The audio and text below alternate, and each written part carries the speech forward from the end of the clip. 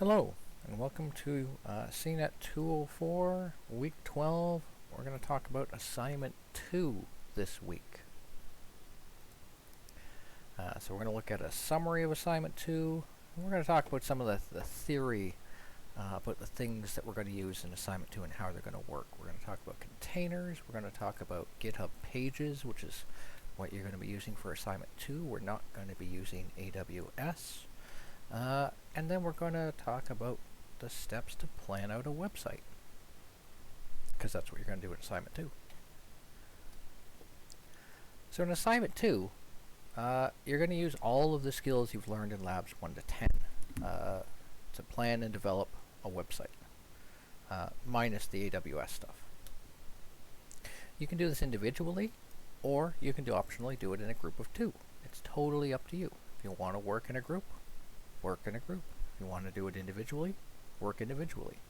A group of 2 would submit one website, and there's actually a special GitHub classroom link for a group assignment. So all you have to do outside of that is let me know who's in your group, and you're good to go.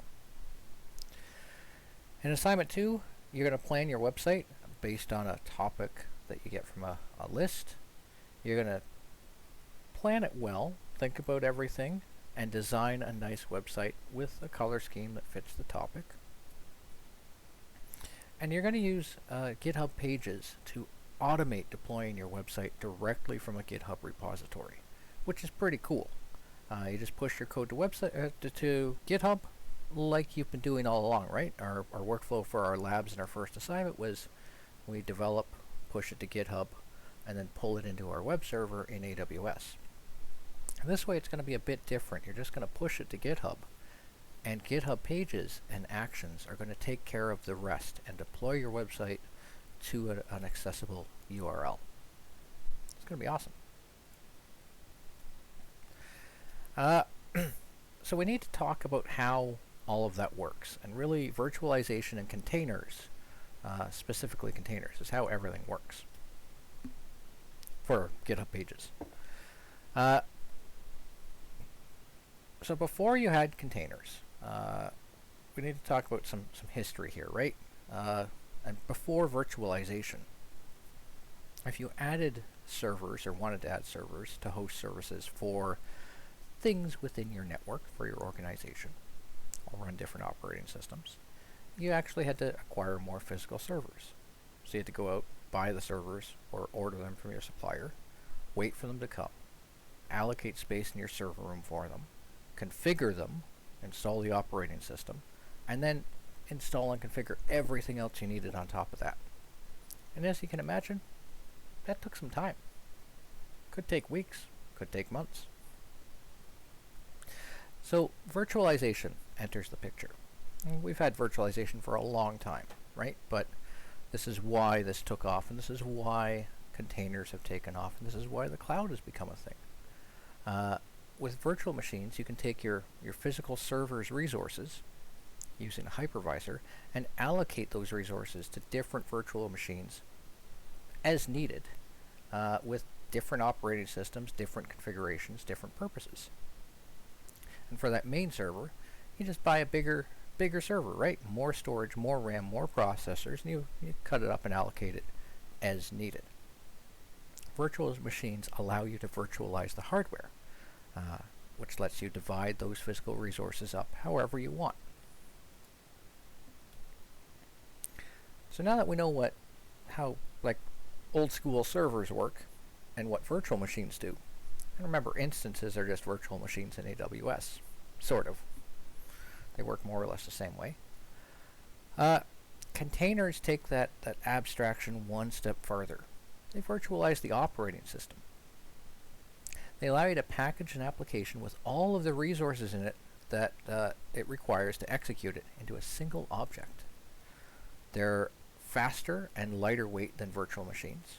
They require less resources to run because they run independently of the host operating system. And they run on servers, a lot like virtualization runs on top of a host operating system with a hypervisor.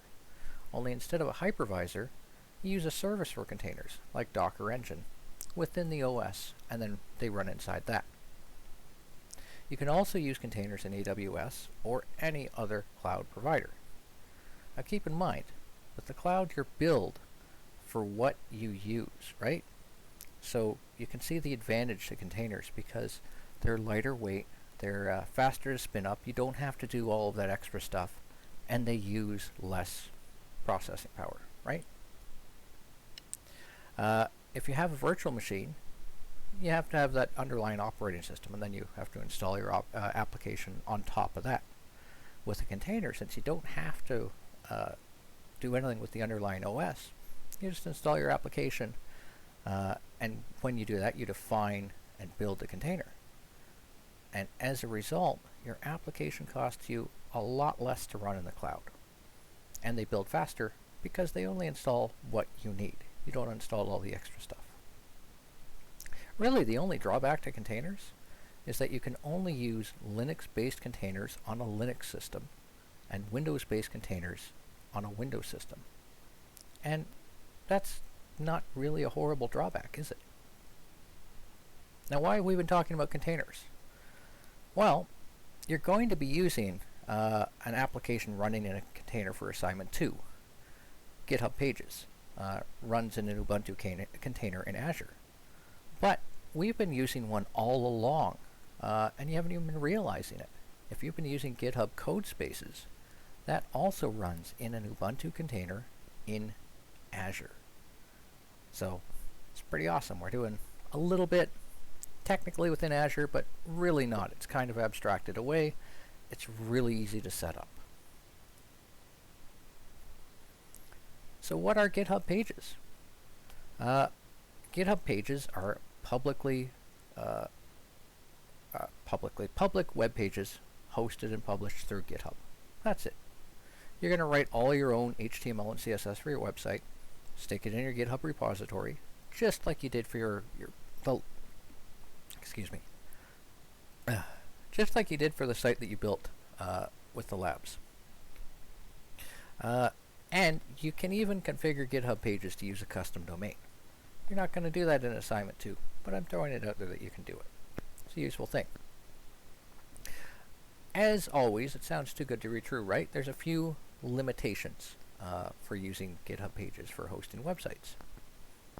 It's not intended for or allowed to be used as free web hosting for a business, an e-commerce site, or any other website that is directed to facilitating commercial transactions or providing commercial software, software as a service. Also, you shouldn't use it for sensitive transactions like credit card numbers and passwords, right?